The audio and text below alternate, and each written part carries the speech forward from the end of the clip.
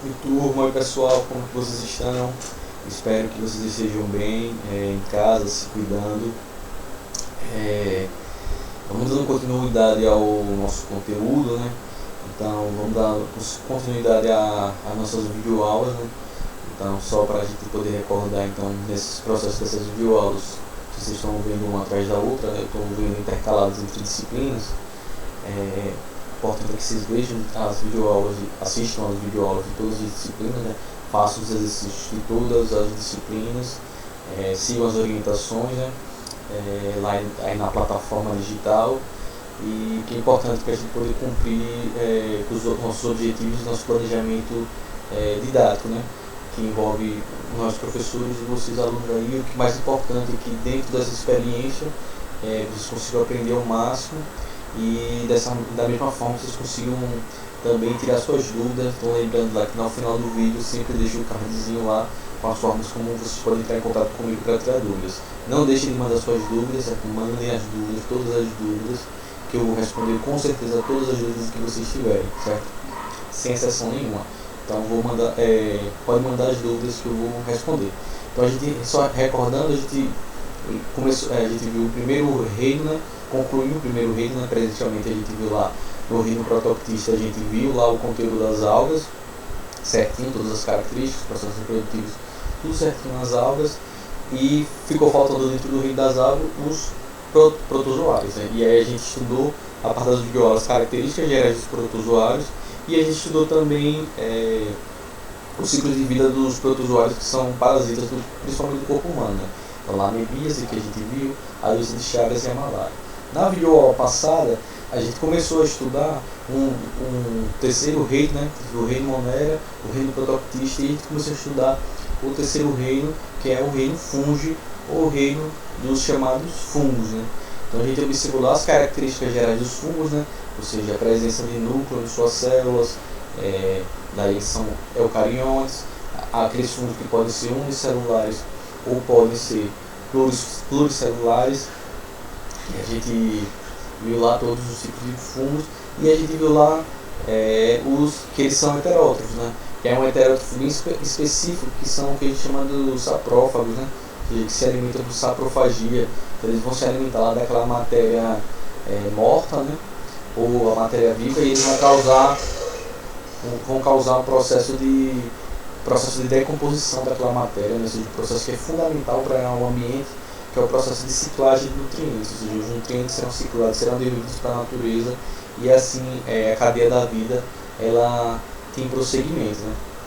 E expliquei para vocês também que eles também têm algumas importâncias econômicas para a gente. A gente viu lá as importâncias tanto na gastronomia, né? Vários fungos que são utilizados na alimentação, seja os cogumelos, seja aqueles fungos que são associados com algas. A gente viu a importância também econômica, né? Na produção e na saúde, né? Na produção de medicamentos. Eu falei lá da penicilina, né? Que é o primeiro antibiótico, ou seja, o primeiro tipo de substância que foi utilizada para combater infecções causadas por bactérias, né? Que foi uma grande revolução na saúde, foi inclusive descoberto por um acaso, e essa substância, a penicilina, se descobriu lá que ela era produzida por aquele fungo, né? O penicillium, que dá em queijo, em alguns casos, né? Causa apodrecimento em alguns queijos, e esse fungo era fundamental. Então, a partir disso, foram sendo descobertos outros tipos de antibióticos que são produzidos por fungos, né? Falei também das relações ecológicas que os fungos podem formar, né? Relações mutualísticas, né? De harmoniosas com algas, né? Formando lá o que eu falei, chamei lá dos líquens, né? E com as raízes das plantas, né? Principalmente as raízes das plantas leguminosas, formando as micorrizas, né? São fundamentais na captação do nitrogênio gasoso, né? Para uma forma mineral que pode ser utilizado pelas plantas, e assim esse nitrogênio consegue entrar nas cadeias alimentares e teias alimentares, né? E você consegue acessar outros seres vivos, como por exemplo a gente. No nosso corpo é fundamental a presença de nitrogênio, e o nitrogênio a gente só consegue captar ele a partir da alimentação, que só é possível graças às plantas a esses fungos, né? E outras bactérias também que fazem isso, mas nesse caso a gente fala especificamente das micorrizas, que é essa relação ecológicazinha aí, certo? Também falei que alguns fungos podem causar algumas doenças, alguns efeitos alucinógenos, alguns efeitos tóxicos que podem até levar à morte, né? Falei lá das micoses que podem acontecer na nossa pele, micose no pé, a candidíase, né? Que pode ser sexualmente transmissível, que também é causada por um fungo que pode se proliferar, certo? Hoje a gente vai dar continuação e concluir o reino dos fungos, o reino fúngico, falando sobre os processos reprodutivos que envolvem os fungos, certo? Então os fungos, boa parte deles, no seu processo de reprodução, eles formam esporos, né? Esses esporos seriam, como se fossem, entre aspas, as sementes que têm a possibilidade de formar os novos fungos, certo? E aí o que acontece quando eles liberam esses esporos, quando esses esporos eles vão dar origem a um novo fungo, a gente chama esse processo de germinação. Ainda pode fazer uma analogia assim, entre os esporos e as sementes das plantas, né? As sementes das plantas só que são processos completamente diferentes, são analogia. E os dois fenômenos a gente chama de germinação. Certo? Então quando a planta se forma a parte da semente, formando a planta, ela rompe a semente, né, forma a planta. Agora a diferença é que a semente e o embriãozinho está lá já formado dentro da semente da planta. Nos esporos seria semelhante. Então, no processo de germinação dos esporos, dos fungos, então os esporos eles são formados por uma membrana externa bem resistente, né, para proteger as estruturas celulares que estão dentro dele. Essa revestimento se rompe, e aí nessa célula que está dentro do esporo, dentro dela os núcleos começam a o núcleo celular começa a se dividir, né, por mitose, ou seja, começa a se multiplicar o núcleo das células, elas começam a se alongar e elas vão formar as hifas, né? Então, que são esses filamentos que são característicos de formar os fungos. Então, ela vai produzir essas hifas e aí esse conjunto de hifas vão formar um almicélio que a gente tanto falou na aula passada, né? O conjunto de hifas são micélios. Então, dentro dos fungos a gente pode ter tanto reprodução sexual quanto reprodução assexual. Em alguns casos até a gente tem alternância de gerações, ou seja, que é aquele processo em que envolve uma parte sexuada e uma parte assexuada. Uma parte que envolve células diploides, ou seja, que tem o número total de cromossomos da espécie, e uma parte é o momento que tem as células, envolve as células haploides, né, com metade do número de cromossomos, certo? E as reproduções sexuadas. Dentro da reprodução sexuada, a reprodução mais comum que a gente tem nos fungos é a reprodução que envolve o processo de fragmentação, ou seja, as hifas elas se rompem em partes menores, ou seja, elas se fragmentam, e cada fragmento desse vai dar origem a um novo fungo, certo? Então é assexuada, porque não tem a troca de material genético, tem um cruzamento, né? E vão gerar vários fungos que são clones, né? Ou seja, são cópias deles, como é uma característica de toda a reprodução assexuada. Você gerar cópias naturais de um mesmo indivíduo. Então a reprodução assexuada mais comum é a fragmentação. Mas tem outras reproduções assexuadas que podem ocorrer em alguns casos específicos, certo?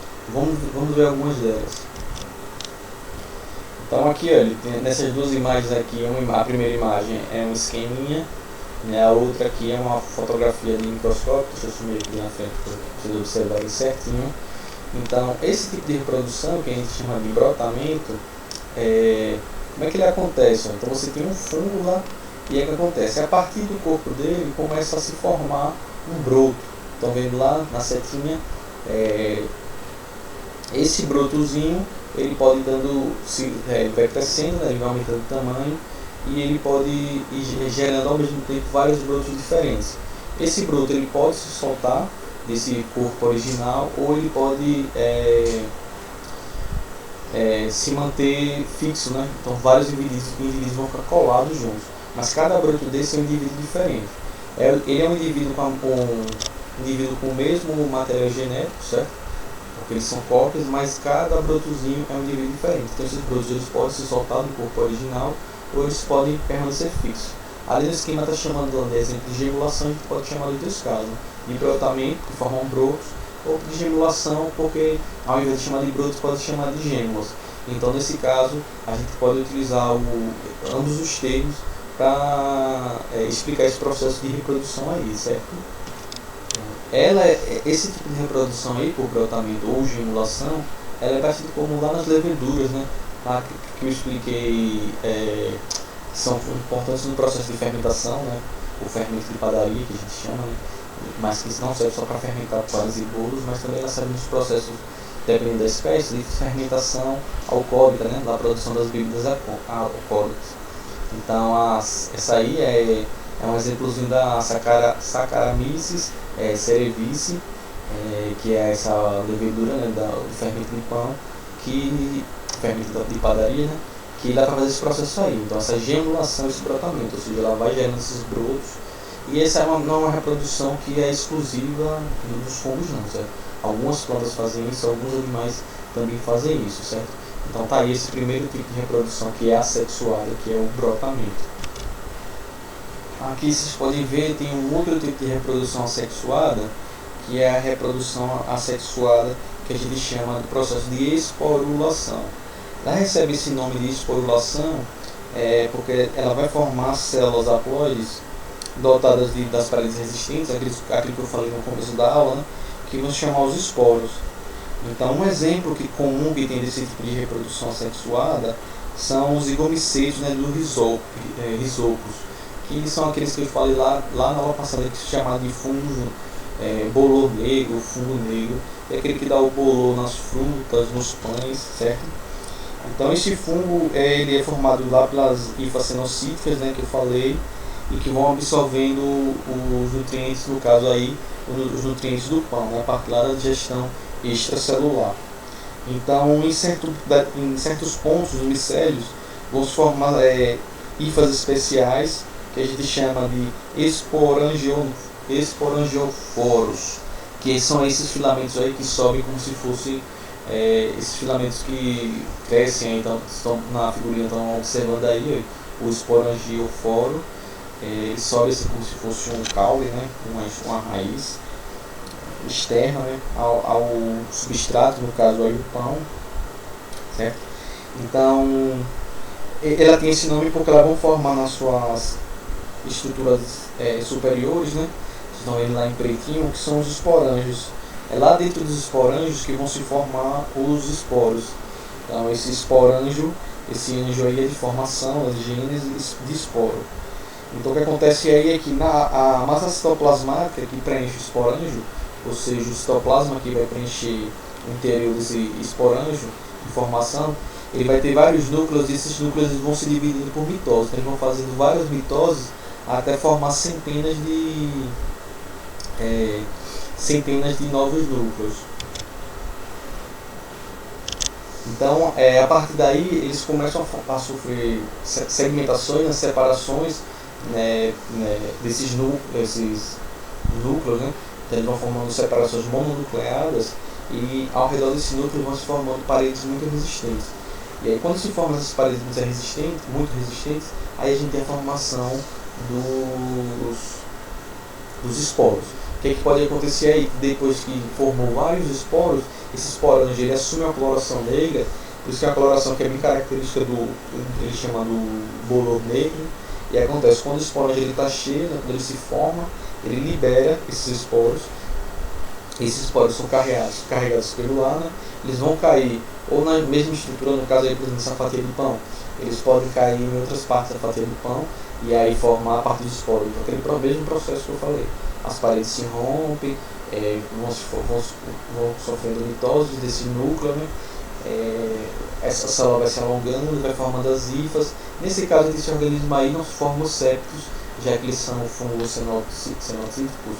E aí, no caso, eles não formam os septos, que separam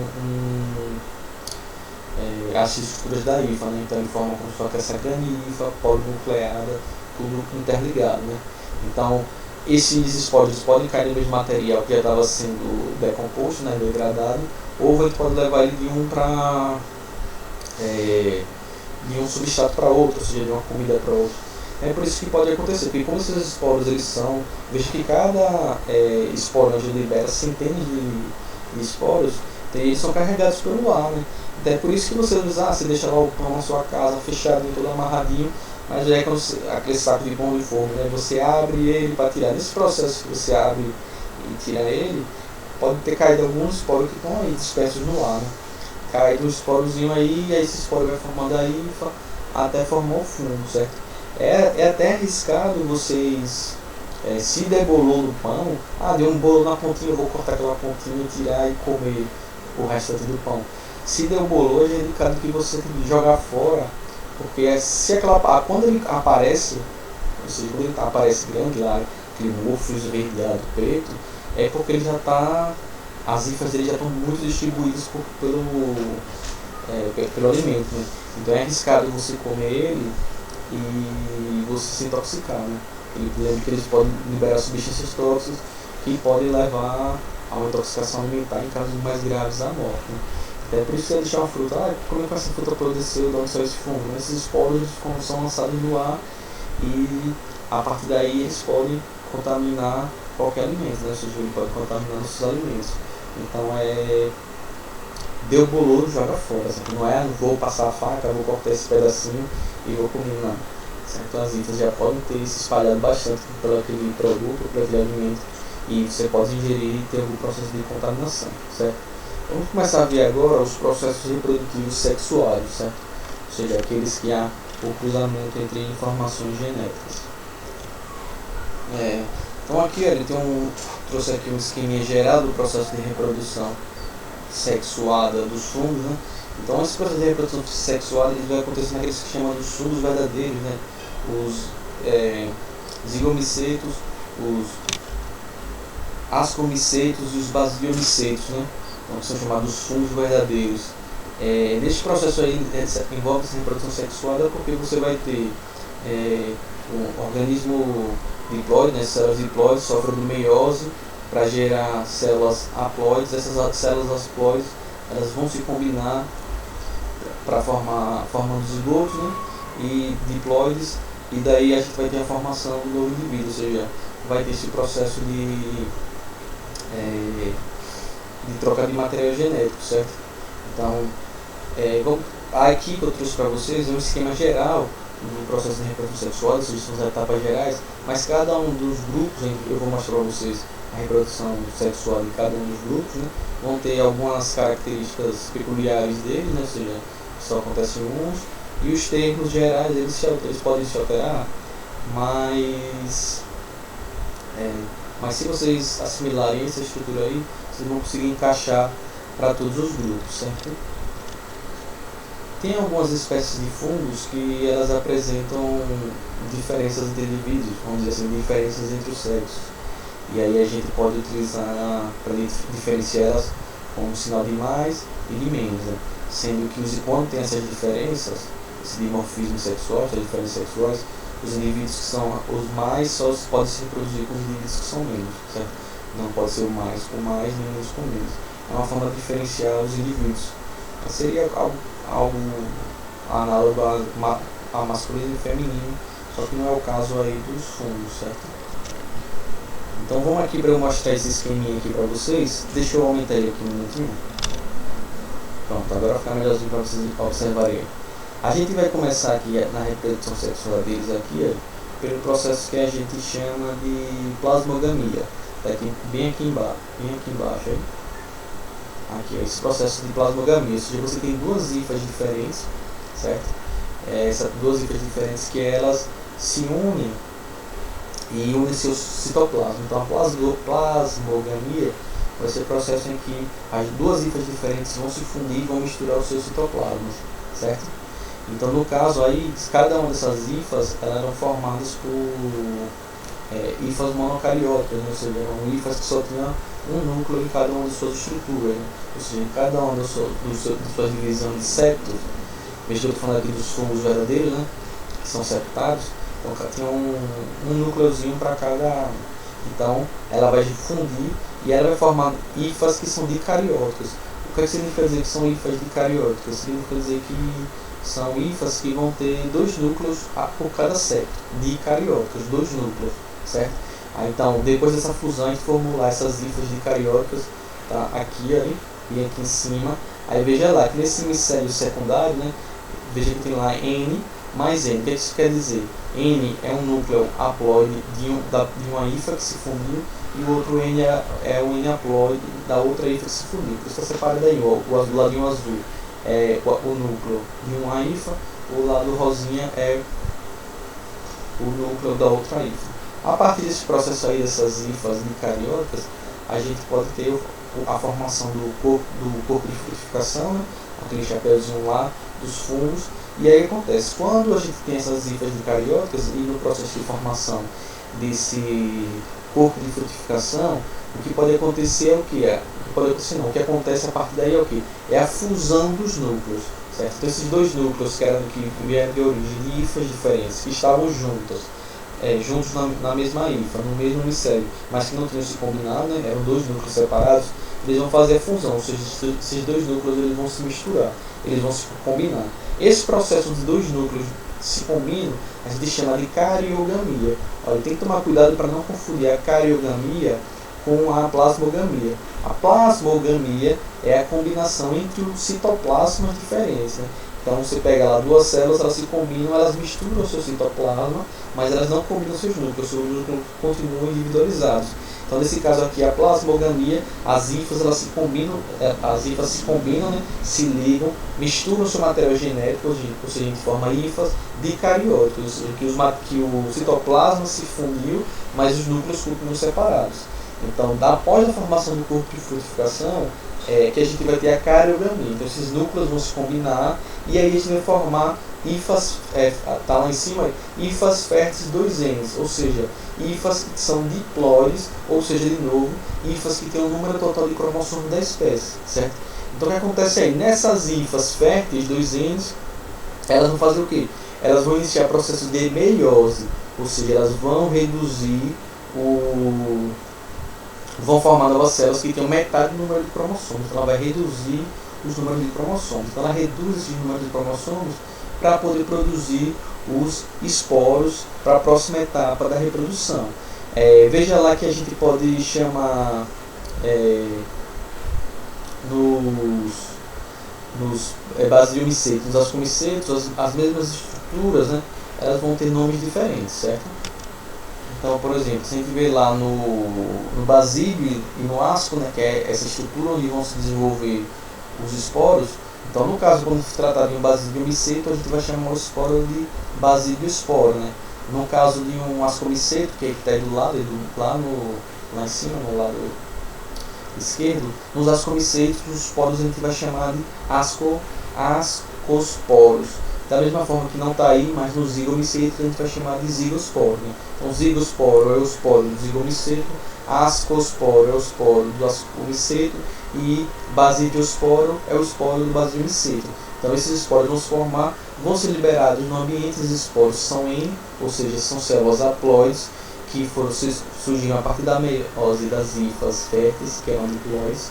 E aí acontece, esses esporos vão sofrer o processo de germinação que eu expliquei aqui no começo da aula, ou seja, as paredes vão se romper dos esporos, vão acontecer divisões celulares, mitoses desse núcleo haploide, a gente vai ter a ramificação dessa célula e ainda vai formar lá hífas monocarióticas, e aí vai começar tudo de novo. Essas hífas monocarióticas que são haploides, elas vão fazer a fusão das suas hífas, né, por plasmogamia, e aí a gente inicia novamente todo o ciclo reprodutivo dos fungos. Então esse aqui é um ciclo geral na reprodução dos fungos, certo?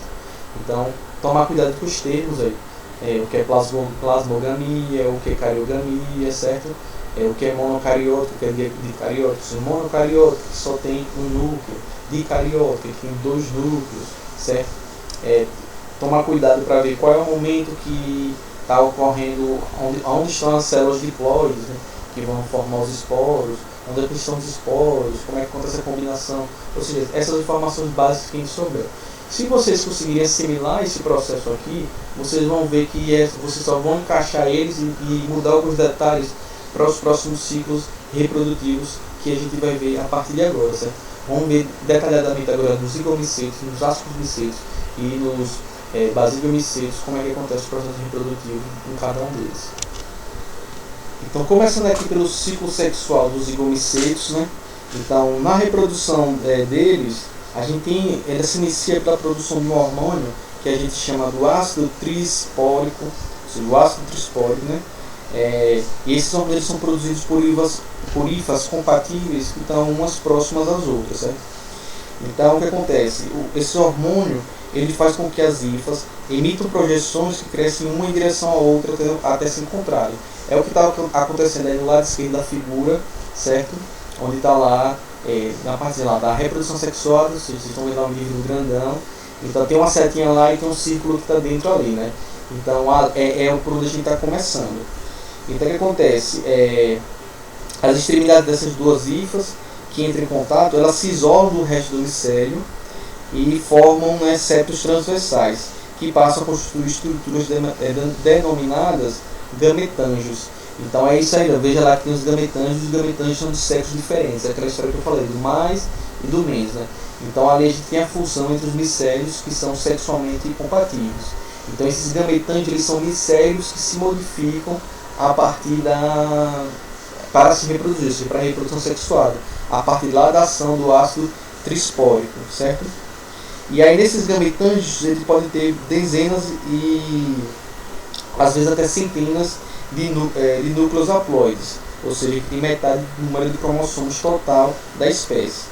Então, a partir daí as paredes que separam os dois gametângios, elas se dissolvem, né? E as duas massas citoplasmáticas, ou seja, os citoplasmas dos dois micélios, elas se fundem, ou seja, aí acontece o processo de plasmogamia, certo? Então, da mesma forma que eu expliquei lá, lembre do que eu acabei de passar, né?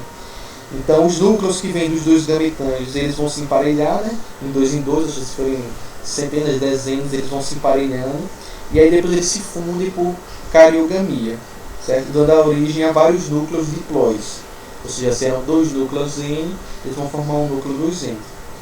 Então, durante este processo, né, a parede celular que reveste o gametângio, ele vai se fundindo, né, e engrossa e se diferencia, formando uma estrutura esférica da cor escura, que vocês estão vendo ali embaixo, que é o zigosporângio, certo? Que está chamando de zigoto, veja que ali entre aspas tem o zigosporângio. Então a massa citoplasmática, com os inúmeros núcleos presentes no interior do zigosporângio, que é chamado de zigosporo, que eu falei lá no passado, certo? Então o zigosporângio, que é o esporângio, ele vai formar os esporos, e os zigosporos, que nada mais é do que os esporos dos zigos miceiros. Então a partir de um período eles ficam adormecidos, às vezes podem demorar alguns meses, e o que pode acontecer aí é a liberação, né, ou seja, os zigosporos se rompem e liberam os zigosporos de suas hastes, né? Então os núcleos diploides eles começam a se dividir por meiose, originando milhares de núcleos haploides que se individualizam em esporos no interior do esporângio. Então finalmente ele vai ser liberado e aí ele vai germinar, ou seja, o que é que vai acontecendo aqui nesse processo aqui? Veja o que está acontecendo aqui. Vamos recapitular aqui, porque pode parecer muitos termos e muita confusão, mas são os mesmos termos anteriores, apenas botando o zigo antes, certo? Então, vocês estão vendo aqueles indivíduos ali, ó, o esporângio lá grandão, lá, né? Está liberando os esporos, a gente vai ver o que está acontecendo ali. Então você tem vários fungos diferentes ali, e o que acontece? A partir da liberação desse ácido, que é esse hormônio, eles começam a atrair naquele sentido dos fungos mais menos, certo? Então eles começam a se atrair. Então os seus micélios, eles vão se prolongando até entrar em contato. Esses micélios, eles se alteram para micélios que a gente chama de gametângios, né? Que são micélios específicos para o processo de reprodução, certo? Então o que acontece? Esses micélios, eles se fundem, eles se combinam. O que acontece depois? As paredes desses micélios se desfazem, certo? As paredes desses micélios elas se desfazem e acontece a plasmogamia, ou seja, a fusão entre os citoplasmas desses micélios diferentes. E aí o que acontece? Nesse processo no gametângio, os núcleos eles estão lá se dividindo, de forma centenas de núcleos haploides, né? Vão lá se dividir por meiose, e esses núcleos haploides depois eles vão se combinando, o que a gente está chamando de processo de fecundação. Então cada combinação entre núcleos haploides, a gente vai formar os núcleos diploides, né? Que é nesse caso aí, quando formar isso, ele vai formar o zigosporângio, né? Então o que acontece? Nesse zigosporângio vai começar a gerar uma série de meioses, então ele vai formar vários núcleos e várias estruturas haploides que vão fazer aquela parede revestida, né, grossa, que vão ser os esporos, que nesse caso aí a gente vai chamar do zigosporo, né? Então o que vai acontecer? Quando ele fica maduro, e ele demora alguns meses para fazer isso, esse esporange, né, que é o local onde vai se formar os esporos, ou zigosporange nesse caso aí, né? O zigosporange ele vai romper, vai liberar os zigosporos no substrato, esses esporos são eles, e eles vão fazer o processo de germinação. Vão alongar suas hifas até formar um novo indivíduo adulto lá, que está lá fazendo sua reprodução, e aí começa todo de novo o ciclo dos zigomicetos. Ou seja, basicamente o ciclo que a gente viu anterior, com alguns detalhes diferentes, certo?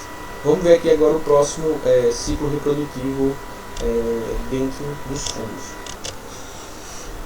Então aqui nos ascomicetos, então durante o desenvolvimento do micélio, né, eles vão formar as hifas especializadas na reprodução sexuada, que no caso deles aqui a gente chama dos conidióforos, como a gente já mencionou no vídeo, em alguns slides para trás. Então, nesse caso aí, a gente vai ter o que? São dois tipos de gametângios, né? Tem um feminino, que a gente chama de ascogônios, e o gametângio masculino, que a gente chama de anterídeos, né? Então, a partir disso, nas espécies que têm diferenças, né, entre o masculino e o feminino, a gente vai ter a união desses núcleos entre os gametantes de micélios sexuais compatíveis, né? Então os micélios compatíveis eles vão se ligar, ou seja, o ascogônio e o anterídeo, né, para poder fazer a troca dos núcleos, né? Então o que acontece aí? Os núcleos provenientes do anterídeo eles vão se emparelhar e se combinar com o do ascogônio, né? A partir daí eles vão crescer as hifas, cujas células apresentam número par de núcleos, ou seja, são dicarióticas, e nesse processo o que acontece é a fusão entre esses núcleos, né? Ou seja, a cariogamia. Estão vendo lá em cima, olha, lá em cima a gente tem lá o que eles estão chamando de ascocarpos, né? São esses ascogônios e anterídeos, né? o mais e o menos. A gente vai ter a cariogamia, fusão dos núcleos, que vai formar o zigoto 2N. Então esse zigoto formado, né, pela união desses dois núcleos, ele vai sofrer meiose e ele vai formar os seus núcleozinhos aí, os núcleos haploides. Então o que vai acontecer aí? A partir desses núcleos haploides a gente vai ter a formação dos ascosporos, certo? Esses ascoporos que vão estar lá no asco, né, que seria o esporângio, eles vão ser liberados, vão sofrer a germinação, e aí vai acontecer aquele processo, né? Os micélios compatíveis vão se combinar, eles vão fundir os seus citoplasmas, ou seja, vão sofrer plasmogamia, eles vão estar lá, as hifas dicarióticas, formar esses micélios, essas hifas dicarióticas, a partir daí formam um corpo de frutificação. Nesse corpo de frutificação a gente tem a cariogamia, ou seja, a fusão entre esses núcleos, forma-se o zigoto 2N, e aí começa tudo de novo. Esse zigoto 2N sofre meiose e a gente tem a continuação do processo reprodutivo nos ascomicetos, certo? Vamos ver agora, é bem parecido, então não tem diferença nenhuma. Estou mostrando aqui só para vocês verem que eles existem e que eles têm pequenas diferenças. Vamos ver agora o próximo que são, e o último, que são a reprodução dos basidiomicetos. Então aqui está o ciclo dos basidiomicetos, certo? Então a gente vai ter um processo bem parecido com o anterior, certo? Então a gente começa aqui, vamos começar aqui, perto aqui do nome ciclo dos basidiomicetos, aqui em cima, nesse lado aqui, ó. Então a gente vai ter lá os basidiosporos, eles vão liberar os esporos, que são células haploides. Essas células haploides aí, elas vão cair no solo, esses esporos vão germinar nas suas hifas, essas hifas são haploides, vai acontecer aquele mesmo processo. Os micélios eles vão se combinar, vão se atrair, vão se combinar, vai se formar plasmogamia. A plasmogamia, lembre que não vai acontecer nesse caso a cariogamia, né? Os núcleos vão ficar lá, então a gente vai ter micélios dicarióticos. O que acontece em seguida? Nessas hifas é que elas vão formar o corpo de frutificação, ou seja, vai subir lá aquele chapeuzinho, né? Lá no corpo de frutificação, a gente vai ter a fusão entre esses núcleos dicarióticos, certo? E quando acontece a fusão desses núcleos dicarióticos, a gente vai ter a cariogamia, que vai formar os zigotos, né? As células dos antes, e essas células elas vão sofrer meiose, vão gerar os basiosporos e vão liberar os esporos novamente, certo? Aqui, deixa eu sumir aqui para ficar mais com vocês. Aqui nessa parte de baixo é só para mostrar as etapas que ocorrem para a formação do basílio, né? Que é essa estrutura aí que vai originar os basidiosporos. Então lá nesse basílio aí, ou seja, vai ter lá, olha lá, a hifa dicariótica, olha, cada bolinha dessa aí é um núcleo de origem de hifa diferente, lá do comecinho, que está em cima, se estão vendo essas hifas. Então uma amarelinha é o núcleo de uma, a vermelhinha é o núcleo da outra. Então vai acontecer a fusão nuclear, a cariogamia, e aí elas são, cada um desses núcleos aeroploides vai formar um zigoto diploide. Aí o que acontece aí?